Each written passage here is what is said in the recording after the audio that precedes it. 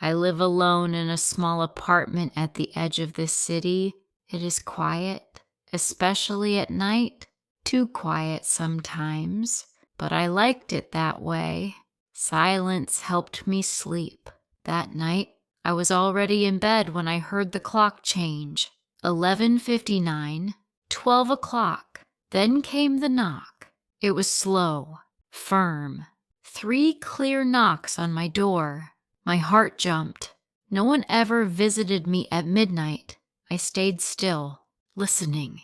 The knock came again, calm, patient, as if the person knew I was inside. I walked softly to the door and looked through the peephole. A man stood outside. He was tall, wearing a dark coat. His face was pale, his expression unreadable. He didn't look angry. He didn't look dangerous. He just stood there, waiting. "Who is it?" I asked, my voice shaking. He didn't answer. I asked again. Silence. I didn't open the door. After a long moment, he turned and walked down the hallway. No explanation, no sound. I locked the door and didn't sleep that night. The next evening, I told myself it was nothing, a mistake, the wrong door. But when the clock changed again, 11:59, 12 o'clock, the knock returned. The knocking didn't stop after that night. Every night, at exactly midnight, he came. 3 knocks, always the same. I asked my neighbors if they heard anything. They shook their heads. One laughed and said, "Maybe you're dreaming," but I wasn't. Through the peephole, I saw him clearly every time. Same coat, same calm face. He never tried the handle, never spoke, never moved closer than the door, just waiting. Fear settled into my body, but something else grew beside it. Curiosity. Why me? One night I watched from my window as he left. He walked slowly, like someone carrying a heavy thought. He didn't look back. That made it worse. If he was dangerous, I could understand. But he wasn't. On the 5th night, the knocking stopped sooner than usual. When I opened the door the next morning, something lay on the floor. An envelope. No stamp, no name, just one word written neatly on the front. Midnight. My hands shook as I picked it up. Whatever this was, it was no longer just a knock. I didn't open the envelope right away. I carried it inside and placed it on the table as if it might explode.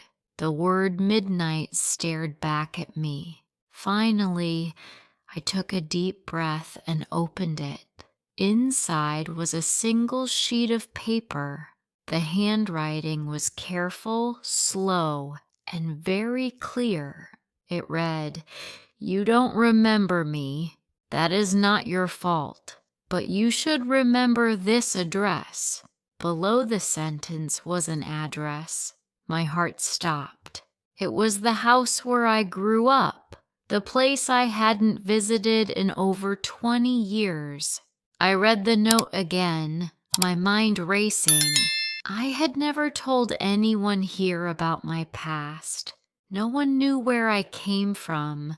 No one knew that address, except me. At the bottom of the page, one more line waited. "A mistake was made there, and you have been living with its shadow." I felt cold. What mistake? What shadow?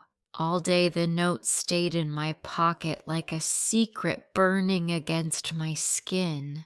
That night, when the clock moved closer to midnight, I didn't turn off the lights. At exactly 12 o'clock, the knock came again. This time, I didn't step away. I stepped closer. My hand rested on the door handle. My heart was beating so loudly I was sure he could hear it. When the knocking stopped, I opened the door. The man stood exactly where he always had, but tonight his eyes softened when he saw me. "You read the note?" he said. I nodded. I didn't want to frighten you, he continued quietly, but waiting was the only way. Why me? I asked. He looked down the hallway, then back at me. Because you are connected to something you were never told.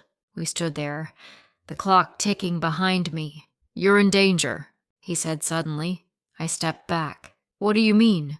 There are people who believe a lie, he said. A lie that began years ago. And if they remember you, they will come. My mouth felt dry. Who are you? His expression tightened. I was there, he said. That night at the house, I saw what really happened. I shook my head. I don't understand. He met my eyes. That's the problem, he said softly. You are not who you think you are. The hallway felt smaller. The air felt heavier, and midnight no longer felt like just a time. We sat at my small kitchen table. The man finally spoke about the past. Years ago, he said, a child was taken from that house. Not kidnapped, hidden. My chest tightened. There was danger, he continued. Someone powerful wanted control. Your parents agreed to protect you by changing your identity. You were sent away. Your name was changed. Your records were erased. I shook my head slowly. That's not possible. I was the neighbor, he said. I helped them. The room felt unreal. You were told your parents died, he said gently, but they didn't. They disappeared to keep you alive. My hands trembled. Why now? I asked. Because the people who believe the lie are searching again, he replied.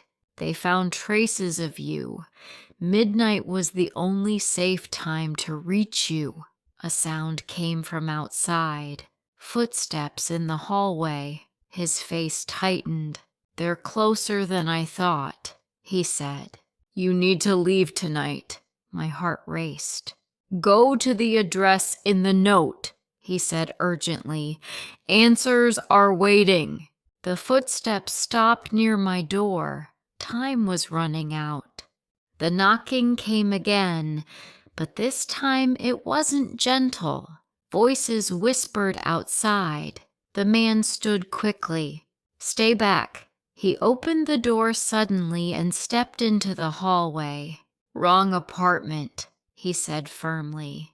There was shouting, confusion, then footsteps rushing away.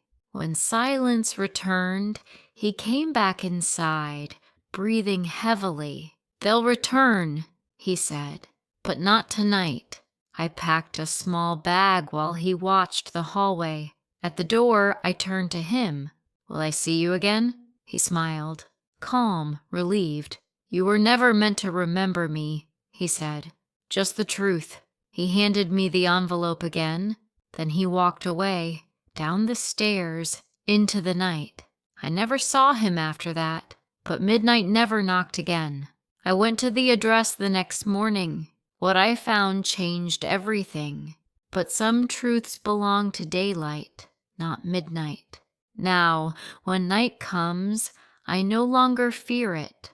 I understand what midnight was teaching me. Fear often hides behind silence. Truth waits patiently.